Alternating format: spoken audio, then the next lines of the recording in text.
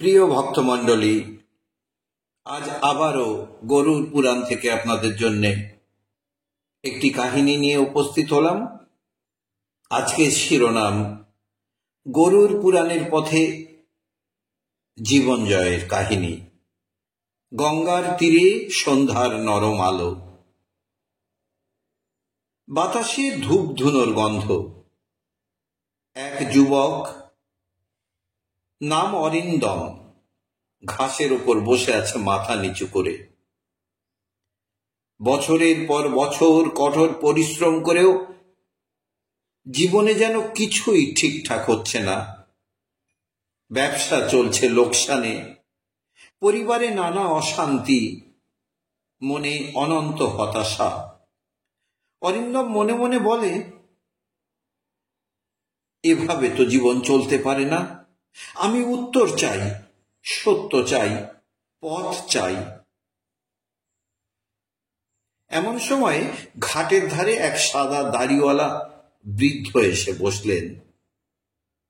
চোখে গভীর শান্তি, মুখে স্নিগ্ধ হাসি।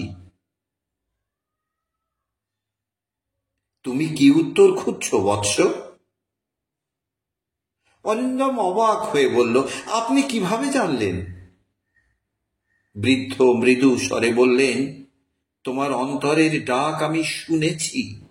ঈশো, আমি তোমাকে গরুর পুরাণের পথ দেখাবো। বৃদ্ধ বললেন, গরুর পুরাণে বলা হয়েছে মানুষ যা করে সেই অনুযায়ী ফল ভোগ করে, এই জন্মে হোক বা পরজন্মে। ইয়ৎ কর্ম কুরুতে যন্তু তৎ তস্য ফলমশ্নুতে। শুভাশুভম ইদম নিত্যম এতদ বেদং সমাসতঃ। বেদ অনুসারে মানুষ যে কর্ম করে, শুভ বা অশুভ, সেই অনুযায়ী সে ফল ভোগ করে। এ নিয়ম চিরন্তন। বৃদ্ধ এবার তাকে একটি গল্প শোনালেন। এক গ্রামে ধনঞ্জয় নামে এক কৃষক ছিল। সে সারা জীবন কৃষিকাজ করত, কিন্তু তার একটি দোষ ছিল। সে প্রতিবেশীদের ঠকাতো, মাপে কম দিত, শস্যের দামে অতিরিক্ত পয়সা আদায় করত। মৃত্যুর পর তার আত্মা যমপুরীতে গিয়ে কঠিন দণ্ড ভোগ করে। পরজন্মে সে জন্ম নেয় এক গরিব পরিবারে। সারা জীবন অভাব ও কষ্টে কাটে তার। যে যেমন বীজ বপন করবে তেমনই ফসল কাটবে। এটি শুধু কৃষি ক্ষেত্রে নয়, জীবনের প্রতিটি ক্ষেত্রে সত্য। অরিন্দম আগ্রহ নিয়ে জিজ্ঞাসা করল, মৃত্যুর পর সত্যি কি কিছু আছে? বৃদ্ধ গম্ভীর স্বরে উত্তর দিলেন, গরুর পুরাণে মৃত্যুর পর আত্মার যাত্রা বিস্তারিত বলা আছে। মৃত্যুকালে মনঃ শুদ্ধং য স্মরেত মাং সমাহিতঃ তস্য যাত্রা শুভা ভূয়াৎ ন চ তস্য পুনর্জন্ম। যে ব্যক্তি মৃত্যুর সময় শুদ্ধ মনে ঈশ্বরকে স্মরণ করে, তার যাত্রা শুভ হয় এবং পুনর্জন্ম হয় না। এবার সেই বৃদ্ধ ব্যাখ্যা করলেন, মৃত্যুর পর আত্মা শরীর ত্যাগ করে যাত্রা শুরু করে যমপুরীর দিকে। এই সময় সে একটি নূতন শরীর গ্রহণ করে। যাত্রাপথটি সহজ নয়। সেখানে জীবনের কর্মফল হিসেব হয়। যে সৎকর্ম করেছে সে উজ্জ্বল সৌম্য পথে যায়, আর যে পাপ কর্ম করেছে সে অন্ধকারময় অসৌম্য পথে অতি কষ্ট ভোগ করে যাত্রা করে। মৃত্যু কোনো শেষ নয়, এটি এক নূতন যাত্রার শুরু। তাই আজ থেকেই সৎকর্ম শুরু করো। বৃদ্ধ আরো বললেন, যে ব্যক্তি সত্য ধর্মকে আঁকড়ে ধরে সে কখনো পতিত হয় না। সত্যমেব জয়তে না নৃতং ধর্ম রক্ষতি রক্ষিতঃ। সত্যই শেষ পর্যন্ত জয়ী হয়, মিথ্যা কখনো জয়লাভ করতে পারে না। ধর্ম যার দ্বারা রক্ষিত হয় সেই ব্যক্তিকেও ধর্ম নিজেই রক্ষা করে। বৃদ্ধ এবার বললেন, রাজা হরিশ্চন্দ্রের কথা শুনেছ? তিনি রাজ্য হারিয়েও সত্য ত্যাগ করেননি। স্ত্রী পুত্র বিক্রি করতে হয়েছে তাকে। চণ্ডালের দাস হয়েও তিনি সত্যে অবিচল ছিলেন। শেষ পর্যন্ত দেবতারা সন্তুষ্ট হয়ে সব ফিরিয়ে দেন। তাই বলি, পরিস্থিতি যত কঠিনই হোক, সত্য ধর্ম ছেড়ো না, শেষ বিজয় নিশ্চিত। বৃদ্ধ বললেন, গরুর পুরাণে বলা আছে, দান শুধু এই জীবনে নয়, মৃত্যুর পরেও আত্মাকে সাহায্য করে। অন্নদানম পরম দানম বিদ্যাদানম অতঃ পরম বিদ্যাদানেন তু অক্ষয়ম অন্নদানে তু ক্ষয়ম ভবেৎ।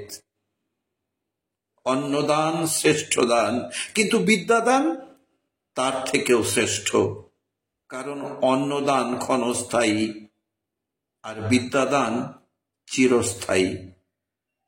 একজন গরিব ব্রাহ্মণ সারা জীবন তার সামান্য আয় থেকেও অনাথ শিশুদের শিক্ষা দিয়েছিলেন। ফলত মৃত্যুর পর তার আত্মা দেবলোকের পথে উজ্জ্বল আলোয় ভেসে গেল। যা তোমার আছে তার সামান্য অংশ যদি তুমি প্রয়োজনীয় মানুষের জন্য দাও, তবে সেই পুণ্য তোমার চিরসঙ্গী হবে। বৃদ্ধ বললেন, সবচেয়ে বড় শক্তি হলো ভক্তি। জানো, ঈশ্বরের প্রতি একাগ্র প্রেম তোমায় সবকিছু দিতে পারে। ভক্তির ভবতি মুক্তায়া ভক্তির ভবতি পাপঃ ভক্তির ভবতি সর্বস্মিন নান্যঃ পন্থা বিদ্যতে। ভক্তি মুক্তি দেয়, ভক্তি পাপ নাশ করে, জীবনের সব লক্ষ্য পূর্ণ করে এই ভক্তি। এর বাইরে অন্য কোনো পথ নেই। বৃদ্ধ বললেন, কোনো এক সময় বিল্বমঙ্গল নামের এক ব্যক্তি কামপাশে আবদ্ধ হয়েছিলেন চিন্তামণি নাম্নী এক নারীর। সেই নারীর উপদেশে তিনি ভগবান কৃষ্ণের ভক্ত হন এবং ভক্তির পথে তার জীবন পুরোপুরি বদলে যায়। ভক্তি শুধু ধর্মীয় আচার নয়, এটি আত্মাকে শুদ্ধ করে, জীবনের লক্ষ্য স্পষ্ট করে। এতক্ষণ অরিন্দম বৃদ্ধের সব কথা শুনে বুঝল, জীবনের সাফল্য শুধু অর্থে নয়, কর্মের পবিত্রতায়, সত্য, দান ও ভক্তিতে। সে সিদ্ধান্ত নিল, আজ থেকে সে প্রতিদিন অন্তত একটি সৎকর্ম করবে, সত্য বলবে, সৎ পথে চলবে এবং ঈশ্বরকে স্মরণ করবে। প্রিয় বন্ধুরা, গরুর পুরাণ শুধু মৃত্যুর পরের কথা নয়, এটি জীবনের পথপ্রদর্শক।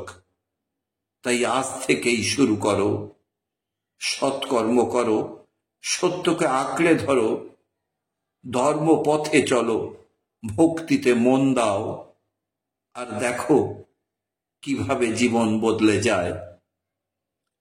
যৎ কর্ম কুরুতে জন্তু তৎ তস্য ফলমশ্নুতে। যেমন কর্ম তেমন ফল। তাই জীবনকে সুন্দর করো তোমার নিজের হাতে।